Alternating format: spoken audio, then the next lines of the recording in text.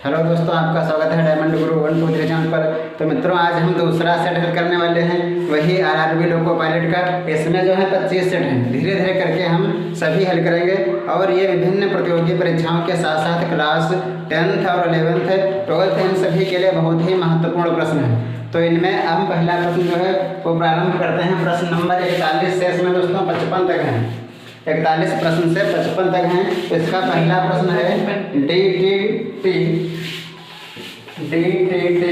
ये जो होता है किसी रसायन का नाम है। ये किसी रसायन का नाम है। दोस्तों साथ में आप नोट करते चलिए, क्योंकि इसके साथ में जो व्याख्या होगी आप लोगों के लिए बहुत ही महत्वपूर्ण होगी। जिसका उपयोग के लिए किया जाता है, उपयोग खाली जगह के लिए किया जाता है, के लिए किया जाता है। DDT जो टीका है किसी रसायन का एक नाम है जो किसका उपयोग जो है कहाँ किया जाता है, किसके रूप में किया जाता है। पहला ऑप्शन है पूर्वतिरोधी। बी ऑप्शन इसका है कीटनाशी के रूप में, कीटनाशी। और इसका सी ऑप्शन है प्रतिजैविक। और डी ऑप्शन है उर्वरक। तो मित्रों जो इसका सही आंसर है वो कीटनाशी है। ये एक टीका होता है जो कीटाणुओं को मारता है, तो कीटनाशी के रूप में इसका प्रयोग किया जाता है। उर्वरक जो होते हैं, उर्वरक पूछा जाए कि पहला कार्बनिक उर्वरक कौन सा है जो प्रयोगशाला में बनाया गया है। तो मित्रों यूरिया जो है बहुत बार पूछा गया है। यूरिया NH2CO इसका फार्मूला होता है और ये प्रथम प्रयोगशाला में बनाया जाने वाला पहला कार्बनिक यौगिक है। इसी के साथ 42 नंबर जो दूसरा प्रश्न है वो है हीमोग्लोबिन। बहुत ही महत्वपूर्ण है हीमोग्लोबिन। पहला ऑप्शन इसमें है, ये क्या है? पौधों के पत्ते में पदार्थ का रंग है। पौधों के पत्ते में पदार्थ का रंग है। दूसरा ऑप्शन इसका है रक्त के पदार्थ का रंग है। रक्त के पदार्थ का रंग है। और सी ऑप्शन है इसका दूध में उपलब्ध यौगिक। दूध में उपलब्ध यौगिक है। और डी ऑप्शन इसका है यौगिक को मस्तिष्क को संकेत संचार करता है। यौगिक जो मस्तिष्क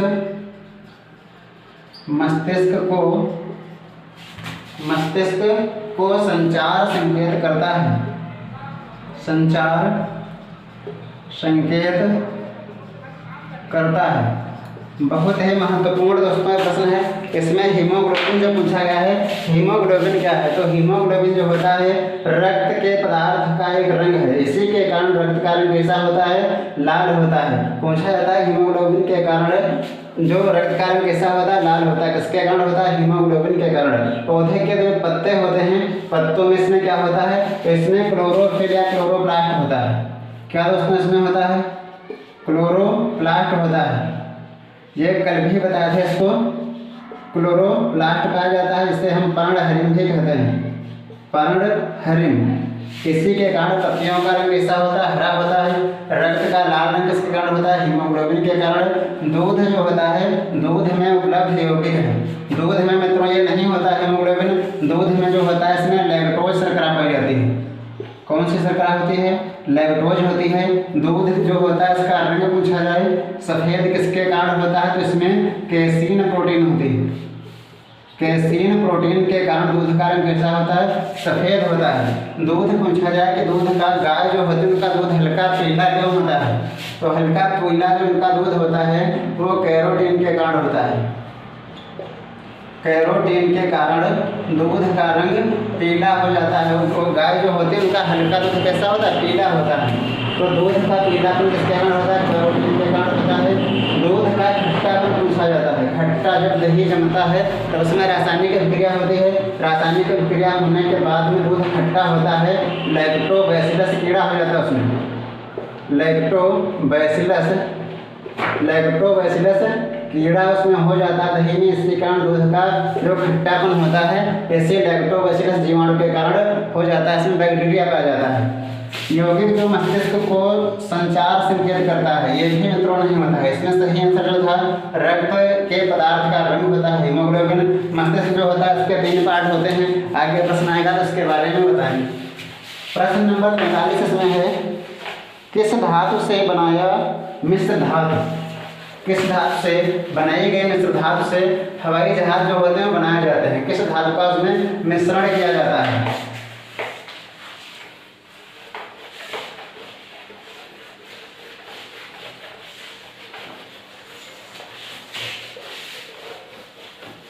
नोट करते रहना चाहते हैं।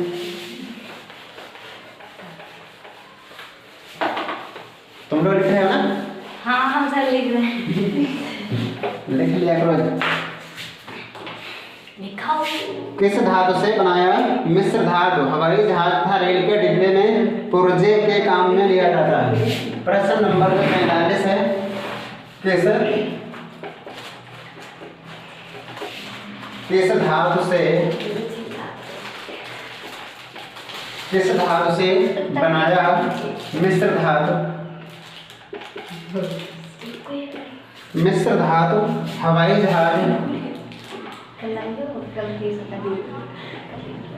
हवाई जहाज तथा रेल के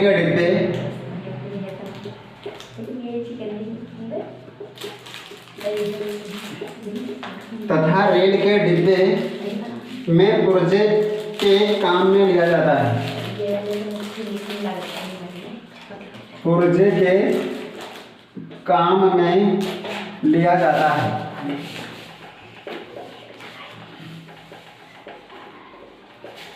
पहला ऑप्शन इसमें है तांबा, बी ऑप्शन है इसका लोहा और सी ऑप्शन है एल्युमिनियम, डी ऑप्शन है इसका इनमें से कोई नहीं। मित्रों इसमें बहुत ही अच्छा सवाल है, पूछा गया है किस मिश्र धातु का प्रयोग हवाई जहाज और रेल के डिब्बे बनाने में किया जाता है।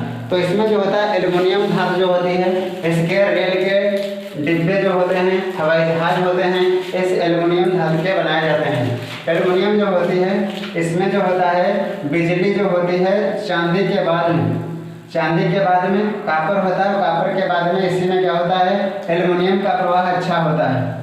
बिजली जो होती है करंट सबसे अच्छा किसमें चांदी के तार में होता है, फिर कापर में होता है, उसके बाद में एल्युमिनियम और सोना ऐसे ही इनमें होता है। तो इसका उपयोग जो होता है इसमें बिजली के तार बनाने में किया जाता है। एल्युमिनियम जो होती है इसका प्रयोग किसमें होता है, बिजली के तारों में। लोहा जो होता है, लोहा पूछा जाता है कि जब जंग लगती है तो लोहे का भार बढ़ता है कि घट जाता है। तो इसका भार बता देना कैसा होता है, बढ़ जाता है लोहे से। और लोहे पर जंग लगने से इसको बचाने के लिए क्या किया जाता है, इस पर ZN यानी कि जस्ता जो होता है जिंक होती है इसकी परत, जस्ते की परत को चढ़ा दिया जाता है। परत चढ़ाई जाती है लोहे को जंग से बचाने के लिए। और इस चढ़ाने की विधि को क्या कहते हैं, जस्तीकरण कहते हैं। जस्तीकरण या गैल्वेनाइजेशन या गैल्वीकरण भी कहते हैं। कापर जो होता है इसके बिजली के तार बनाए जाते हैं। कापर से मिश्र धातु बनती है। कापर और जिंक से क्या बनता है, पीतल एक मिश्र धातु बनती है। बहुत बार पूछा गया है कि पीतल किसकी मिश्र धातु है, तो कापर और जिंक की होती है। लोहा जो होता है इस पर जिंक की परत चढ़ाई जाती है लोहे को जंग से बचाने के लिए। लोहे पर जब जंग लगती है तो उसका भार बढ़ जाता है। कम नहीं लगा देना, बोलो गलत होगा। प्रश्न नंबर 44 है, निम्न गैस को अश्रु गैस की तरह काम में लेते हैं। यानी कि किस गैस को अश्रु गैस की तरह काम में लिया जाता है। किस गैस को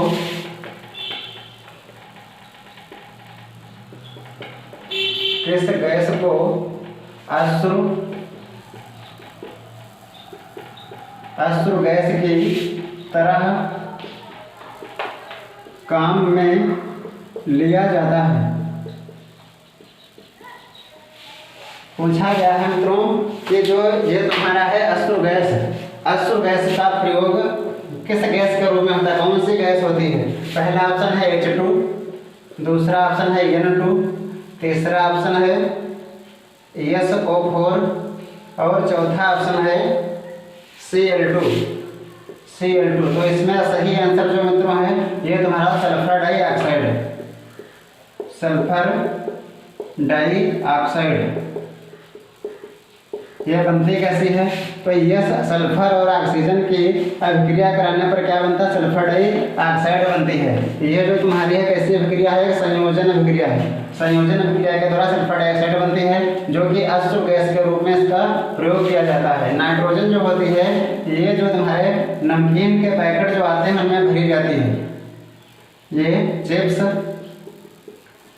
व नमकीन के पैकेटों में भरी जाती है। नाइट्रोजन N2O मित्रों पढ़ा होगा। N2O जो होती है इसको लाफिंग गैस कहते हैं। यह हंसने वाली गैस इसी को कहता है और इसका जो है प्रयोग निश्चेतक के रूप में किया जाता है। निश्चेतक का मतलब क्या होता है? बेहोशी होता है। डॉक्टर लोग करते हैं जब ऑपरेशन करते हैं ना, तब इसका प्रयोग करते हैं निश्चेतक के रूप में। बेहोश करने के लिए नाइट्रस ऑक्साइड हंसने वाली गैस का प्रयोग किया जाता है। यदि आप ज़्यादा सूंघ लेंगे तो बेहोश हो जाएंगे और कम सूंघते हैं तो आपको हंसी आएगी। हाइड्रोजन जो होती है ये ब्रह्मांड में क्या होती है? ब्रह्मांड में सबसे अधिक पाई जाती है। मित्रों जो हाइड्रोजन गैस होती है ये हाइड्रोजन गैस जो है ब्रह्मांड में सबसे अधिक कौन सी गैस पाई जाती है? तो हाइड्रोजन पाई जाती है। हाइड्रोजन जो है ब्रह्मांड की सबसे ज़्यादा है। वायुमंडल की पूछी जाए तो नाइट्रोजन होती है और भूपटपट्टी पर पृथ्वी की सतह पर पूछा जाए तो ऑक्सीजन होती है। क्लोरीन गैस जो होती है इसका प्रयोग जो तुम्हारा होता है ब्लीचिंग पाउडर बनाने में किया जाता है। ब्लीचिंग पाउडर बनाने में किया जाता है। इसका प्रयोग कहाँ किया जाएगा? ब्लीचिंग पाउडर बनाने में किया जाता है। क्लोरीन जो है कहाँ प्रयोग किया है? Bleaching powder. इसका फार्मूला था CaOCl2। यही होता है ना? नहीं तो अगला प्रश्न नंबर है तुम्हारा 45। बहुत ही इंपॉर्टेंट वो भी है कि प्रकाश संश्लेषण के लिए कौन सी गैस आवश्यक है? बताओ मित्रों, कमेंट करिए कौन सा है, बताओ। प्रकाश संश्लेषण के लिए कौन सी गैस आवश्यक होती है? बताइए। प्रकाश संश्लेषण में कौन सी गैस आवश्यक होती है?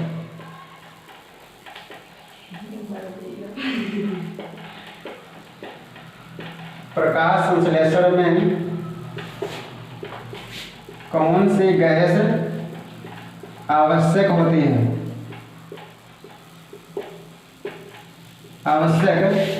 प्रश्न नंबर 45। पहला ऑप्शन इसमें है, पहला है O2, दूसरा है N2, तीसरा है CO2 और चौथा इसमें है CO। ये मित्रों 4 ऑप्शन दिए गए हैं। इसमें जो पहला ऑप्शन है कौन है? ऑक्सीजन है। दूसरा क्या है? नाइट्रोजन है। तीसरा कार्बन डाइऑक्साइड है और चौथा तुम्हारा क्या है? ये कार्बन मोनोऑक्साइड। इसमें जो प्रकाश संश्लेषण में आवश्यक होता है वो कार्बन डाइऑक्साइड होती है। अब इसमें जो है जैसे तुम्हारा पौधा बना है, पौधे अपना भोजन कैसे बनाते हैं? तो पहले पौधे जो होते हैं जमीन से क्या लेते हैं? जमीन से इनको आवश्यकता होती है जल की। जमीन से क्या लेंगे? जल, यानी कि H2O। और पौधों की पत्तियों में क्या होता है? पर्णहरित। ऊपर से क्या लेते हैं? सूर्य का प्रकाश। और हम लोग जो छोड़ते हैं carbon dioxide CO2 plus H2, ये हुआ ना। अब जो है ये पर्णहरित में ऊपर से सूर्य का प्रकाश आएगा। पर्णहरित के कहाँ होता है? पत्तियों में होता है। पर्णहरित क्लोरोफिल होता है ना। और सूर्य का प्रकाश ऊपर से लेंगे, फिर जो है बनेगा क्या बनेगा? जब बनाते हैं ना तब क्या बनता है? कौन सी गैस निकलती पूछा जाता है? ऑक्सीजन गैस निकलती है और इसमें बनता क्या है? CH6H12 और 6 ग्लूकोज बनेगा, कार्बन ऑक्सीजन निकलेगी और जल भी निकलता है। तो ये हमको आवश्यकता किसकी होती है? कार्बन डाइऑक्साइड की, जो कि हमें वातावरण से मिलती है, सूर्य का प्रकाश और नीचे से क्या मिलता है? जल मिलता है। और प्राणहरित 4 चीजों की आवश्यकता होती है तब क्या होता है? ग्लूकोज और ऑक्सीजन जो है, ऑक्सीजन गैस इसमें निकलती है। पूछा जाता है प्रकाश संश्लेषण में कौन सी गैस मुक्त होती है, तब बताना कौन सी होती है? ऑक्सीजन। और आवश्यकता किसकी होती है? तो कार्बन डाइऑक्साइड की, यानी कि कार्बन डाइऑक्साइड की आवश्यकता होगी। और इसमें से प्रकाश संश्लेषण क्रिया होने के बाद में कौन सी गैस निकलेगी, तब उसमें से निकलती ऑक्सीजन है। और इसमें लेना कौन सी होता है? तो कार्बन डाइऑक्साइड है। नाइट्रोजन के बारे में भी बता चुके हैं। ये कार्बन मोनोऑक्साइड जो होती है, ये जो होती है बहुत ही खतरनाक या जहरीली गैस होती है, बहुत ही हानिकारक होती है, हानिकारक होती है। कहाँ से निकलती है? तो ये चिमनी, जो फैक्ट्रियाँ होती हैं उनकी चिमनी, गाड़ियों के धुएं से, गाड़ियों से निकलने वाला धुआं, निकलने वाला धुआं। और ये कार्बन, इसका नाम क्या होता है? तो इसका नाम कार्बन मोनोऑक्साइड होता है, मोनोऑक्साइड होता है। ये जो होती है रक्त में घुल जाती है, रक्त में पूरी तरह घुल जाती है या मिल जाती है, मिल जाती है। तो मित्रों ये जो होती है बहुत ही हानिकारक होती है। कहाँ से निकलेगी? चिमनी जो होती है, गाड़ियों का धुआं होता है, गाड़ियों के निकलने वाले धुएं से मिलती है, निकलेगी। कार्बन मोनोऑक्साइड इसका नाम होता है। और ऑक्सीजन तो पता ही है हमें, श्वसन में क्या होती है? बहुत ही महत्वपूर्ण होती है, श्वसन में प्रयोग की जाती है। कहाँ से निकलती है? तो पौधे प्रकाश की क्रिया करते हैं, उसके बाद में जो हमें क्या छोड़ते हैं? ये ऑक्सीजन छोड़ कर देते हैं, जो हमें हमारे लिए क्या होती है? लाभदायक होती है। और ये हमारे खून में जो हीमोग्लोबिन होता है, हीमोग्लोबिन के साथ में मिल करके पूरे शरीर की कोशिकाओं तक पहुँच जाती है। हीमोग्लोबिन में घुलकर पूरे शरीर की कोशिकाओं तक पहुंचती है। हीमोग्लोबिन 2 चीजों से मिलकर बना होता है, हीम प्लस ग्लोबिन। हीमोग्लोबिन में जो लोहा होता है ऑक्सीजन के 4 अणुओं को लेकर अपने साथ में चलता है। प्रश्न नंबर जो 45 है वो भी बहुत अच्छा है। रसायन उद्योग में,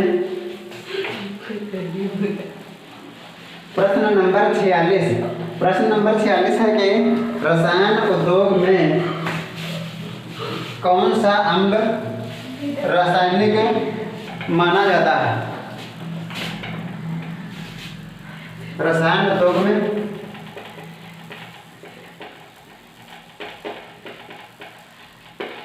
रसायन उद्योग में कौन सा अम्ल मूल रासायनिक माना जाता है? मूल रासायनिक माना जाता है। पहला ऑप्शन इसमें है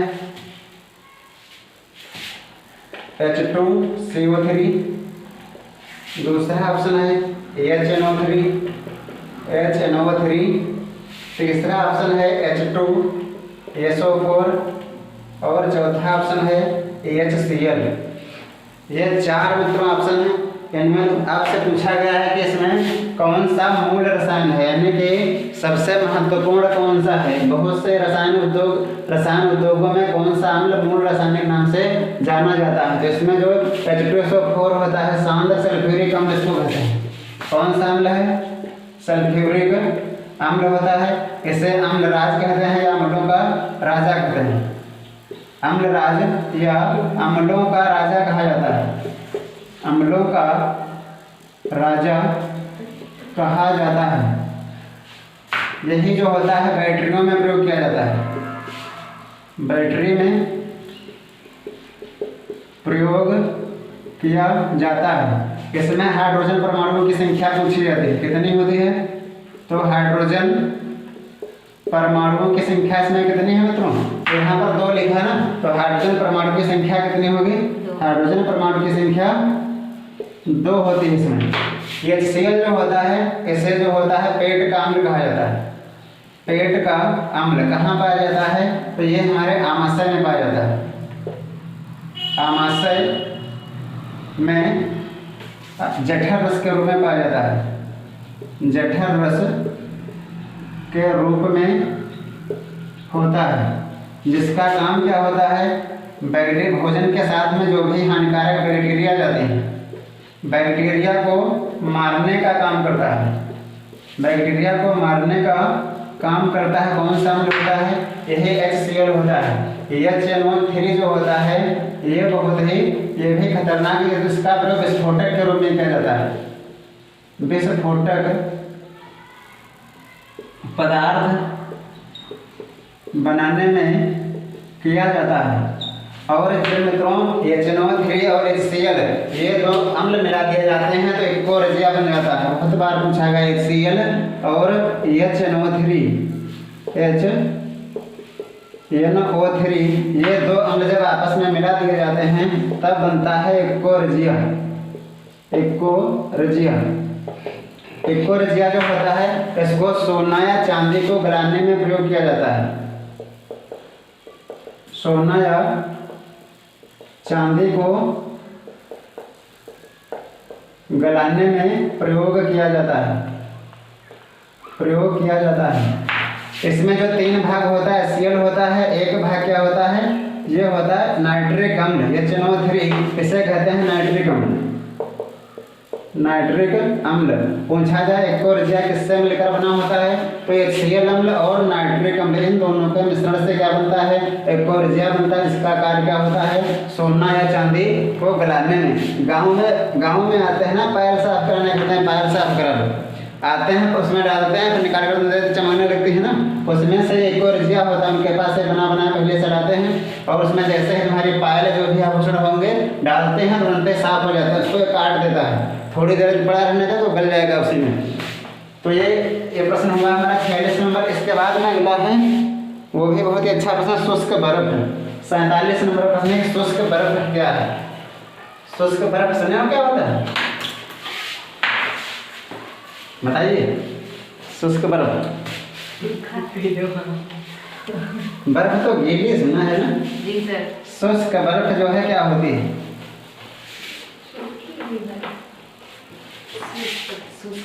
प्रश्न नंबर जो है प्रश्न नंबर 47। शुष्क बर्फ है। शुष्क बर्फ है। पहला ऑप्शन जो है, पहला ऑप्शन इसमें है ठोस पानी है, ठोस पानी को कहते हैं। दूसरा ऑप्शन है ठोस कार्बन डाइऑक्साइड को कहते हैं, ठोस कार्बन डाइऑक्साइड को कहते हैं। सी ऑप्शन है निर्जल बर्फ है, निर्जल बर्फ है।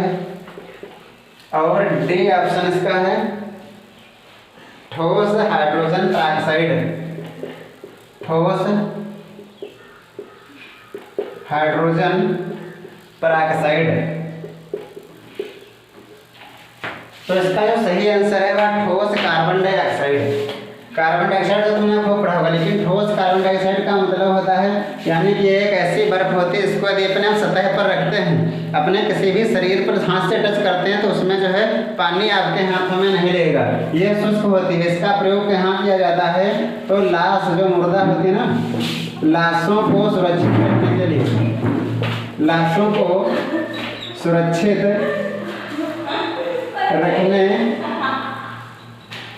रखने के लिए इसका प्रयोग किया जाता है, इसका प्रयोग किया जाता है। ठोस कार्बन जो होती है मित्रों, ये यदि कोई डॉक्टर जैसे होते हैं, डॉक्टर के द्वारा किसी भी अंग को सुरक्षित रखने में किया जाता है। ये मित्रों जो ठोस होती है शुष्क बर्फ का प्रयोग जो होता है डॉक्टर लोग जैसे अपने शरीर के अंगों का यदि प्रत्यारोपण करते हैं या उनको शरीर से बाहर निकाल कर रखते हैं तो ऐसे ठोस कार्बन डाइऑक्साइड CO2 जो होती है इसमें रखते हैं ताकि वो खराब ना हो। और इनको लाशों को सुरक्षित रखने में बॉर्डर पर जब शहीद लोग शहीद हो जाते हैं तो उनकी बॉडी को घर तक बिल्कुल वैसा सुरक्षित ही पहुंचाया जा सके, उसके लिए इन्हीं ठोस कार्बन डाइऑक्साइड का ही प्रयोग करके उनको घर तक लाया जाता है ताकि उनके शरीर पर कोई भी प्रभाव ना पड़े। और प्रश्न नंबर 48 इसमें है, वो भी बहुत अच्छा है। खाना बनाने में प्रयोग की जाने वाली मुख्यतः गैस कौन सी है? खाना बनाने वाली गैस जो घरों में होती है मित्रों ना, उसमें कौन सी गैस होती है? घरों में यूज होती है ना सिलेंडर जो होता है खाना बनाने वाला, उसमें पूछा गया है कौन सी गैस होती है? घरों में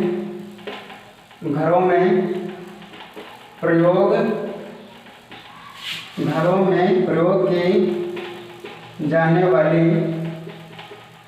की जाने वाली गैस कौन सी है? गैस कौन सी है?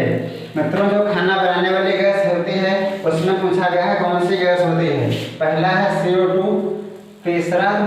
दूसरा ऑप्शन है इसमें कार्बन मोनोऑक्साइड CO, और चौथा ऑप्शन है मीथेन CH4, और डी ऑप्शन इसका है नाइट्रोजन ऑक्साइड। क्या? Nitrogen oxide. ये मित्रों 4 ऑप्शन है। इसमें पूछा गया है कि कौन सी गैस का प्रयोग खाना बनाने वाली गैस के रूप में प्रयोग होता है? इसमें मेथेन होता है, मेथेन की मात्रा होती है। ब्यूटेन प्रोपेन जो होता है उससे मिलकर बनी होती है। मेथेन पूछा जाता है ये कहाँ? तो ये दलदली स्थानों पर, दलदली स्थानों पर मेथेन गैस का प्रयोग होता है। मेथेन गैस बनती है, कहाँ बनती है मेथेन गैस? तो जहाँ पर कीचड़ होता है, दलदली भूमि होती है, धान के खेतों में ये बनती है, धान के खेतों में बनती है। गोबर गैस में यही गैस बनती है, गोबर गैस भी इसे कहा जाता है। इसी का नाम मार्स गैस होता है। मार्स गैस के नाम से कौन सी गैस जानी जाती है? तो यही मीथेन होती है, जो कि घरों में खाना बनाने में प्रयोग की जाती है। ब्यूटेन प्रोपेन तो ये तुम्हारी होती है LPG घरों में जो प्रयोग की जाती है, और जो गाड़ियों में प्रयोग होती है वह CNG होती है। CNG 2 प्रकार की गैसें होती है पूछी जाती है। ये किसका मिश्रण होता है? तो ये ब्यूटेन प्रोपेन का होता है, ब्यूटेन प्लस प्रोपेन होती है इसमें। तो मित्रों ये तुम्हारा प्रश्न नंबर 48 हुआ। इसी के साथ बहुत ही बेहतरीन प्रश्न सभी। अगला है प्रश्न नंबर 49, जो कि वो है तुम्हारा वाहनों से निकलने वाली गैस कौन सी है? इसके बारे में वह सभी बता चुके हैं। वाहनों से निकलने वाली गैस, इसके बारे में तो जान चुके ना। प्रश्न नंबर 49 जो है वाहनों से निकलने वाली गैस कौन सी है? वाहनों से निकलने वाली गैस कौन सी है? गैस कौन सी है? पहला ऑप्शन इसमें है CO2 कार्बन डाइऑक्साइड, दूसरा ऑप्शन है कार्बन मोनोऑक्साइड, और C ऑप्शन है मार्स गैस मतलब मीथेन, और चौथा ऑप्शन ऑक्साइड। ये मित्रों 4 ऑप्शन है। इसमें पूछा है वाहनों से निकलने वाली गैस, इसके बारे में अभी बता चुके हैं। कार्बन मोनोऑक्साइड होती है जो कि चिमनियों से, जो भट्ठे होते हैं उनसे, और गाड़ियों से निकलने वाले धुएं से निकलती है। प्रश्न नंबर 50 जो है वो तुम्हारा है निम्न में से कौन अकशेरुकीय नहीं है? कौन अकशेरुकीय नहीं है? अकशेरुकीय नहीं है। पहला ऑप्शन इसमें है घोंघा, बी ऑप्शन है इसमें केकड़ा, सी ऑप्शन है मछली, और डी ऑप्शन है झींगा भी एक मछली होती है। तो मित्रों इसमें सही आंसर जो है वो मछली है। अकशेरुकीय का मतलब होता है जिनमें रीढ़ की हड्डी, अकशेरुकीय नहीं है पूछा गया है, यानी कि जिनमें रीढ़ की हड्डी पाई जाती है उनको कशेरुकीय कहते हैं। तो इसका सही आंसर है कौन सा है? मछली है। घेंघा, केकड़ा और झींगा एक अकशेरुकीय है।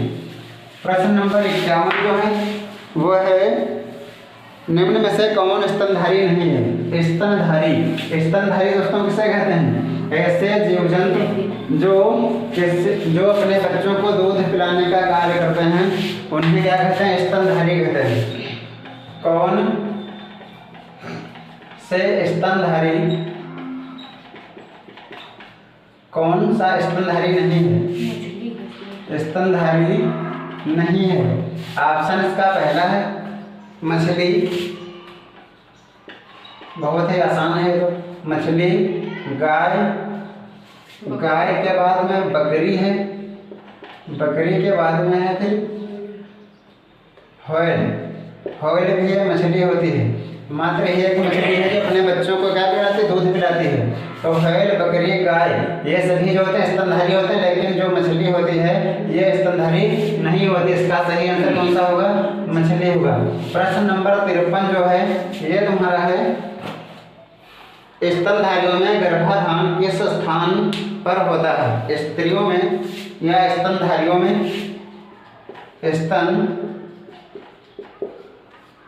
स्तनधारियों में गर्भाधान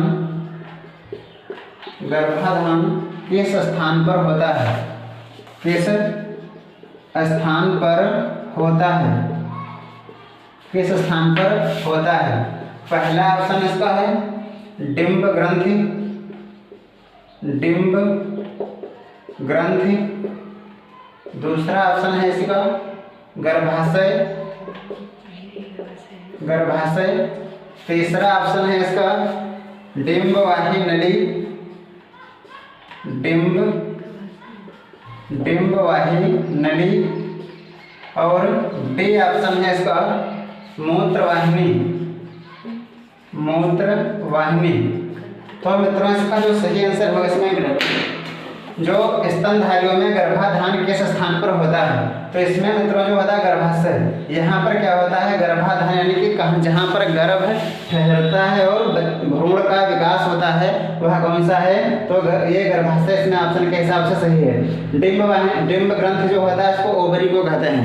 डिंब का मतलब अंडाणु होता है, तो ये किसको कहते हैं, ओवरी को कहते हैं। ओवरी का मतलब मित्रों अंडाशय होता है। अंडाशय जो होता है इनकी संख्या कितनी होती है, स्त्रियों में कितनी संख्या होती है, स्त्रियों में इनकी संख्या 2 होती है, एक जोड़ी होती है। पता नहीं क्यों, स्त्रियों में एक जोड़ी या इनकी संख्या 2 होती है। इन्हीं ओवरी से क्या निकलता है, ओवरी से ही इसमें से अंडाणु का उत्सर्जन होता है। अंडाणु का उत्सर्जन कहाँ से होता है, ओवरी या अंडाशय से होता है। इसी से प्रोजेस्टेरॉन और टेस्टोस्टेरोन हार्मोन निकलते हैं। प्रोजेस्टेरॉन और एस्ट्रोजन हार्मोन्स का स्राव कहाँ से होता है, इसे ओवरी से ही होता है, जो महिलाओं के हार्मोन से होते हैं। डिंब वाहिनी जो होती है, डिंब वाहिनी को ही फैलोपियन ट्यूब कहते हैं। इसे को फैलोपियन ट्यूब या अंडवाहिनी भी कहते हैं। अंडवाहिनी यानी कि जिनमें अंडाणु का वाहन का काम करती है कौन, फैलोपियन ट्यूब या अंडवाहिनी। इसी अंडवाहिनी में अंडाणु और शुक्राणु का निषेचन होता है। अंडाणु व शुक्राणु का निषेचन कहाँ होता है, तो इसी डिंब वाहिनी या फैलोपियन ट्यूब में होता है। निषेचन के बाद में क्या बनाते हैं, युग्मनज का निर्माण करते हैं, जो बाद में क्या बनता है, भ्रूण बनता है। भ्रूण के बाद में शिशु के बाद में क्या होता है, इसका जन्म होता है। मूत्रवाहिनी जो होती है इसका इससे कोई भी संबंध नहीं है, ये केवल मूत्र का वहन करता है। ये मूत्राशय जो होता है उससे जोड़ने का काम करता है। किडनी और मूत्राशय को कौन जोड़ता है, तो यही मूत्रवाहिनी जो किडनी से मूत्र लाने का काम करती है। तो इसका सही आंसर कौन सा होगा, इसका सही आंसर जो होगा वह गर्भाशय है। प्रश्न नंबर है अगला 54, प्रकाश संश्लेषण किस स्थान पर होता है। ये मित्रों कल वाला प्रश्न रिपीट हुआ है। कल यदि आप देख रहे होंगे हमारी क्लास तो वहीं से मिला है प्रश्न, तब तो दिखता भी नहीं था और एडिटर जो हमारे बैठे थे बताते भी नहीं है दिख रहा है नहीं दिख रहा। कल तो इसे बगते रहे, पता ही नहीं चला। जो है प्रश्न नंबर 54 जो तुम्हारा है ये क्या है, प्रकाश संश्लेषण किस स्थान पर होता है। प्रकाश संश्लेषण किस स्थान पर होता है, किस स्थान पर होता है। ऑप्शन है इसका पहला रिक्तिका, रिक्तिका में। बी ऑप्शन है माइटोकॉन्ड्रिया में।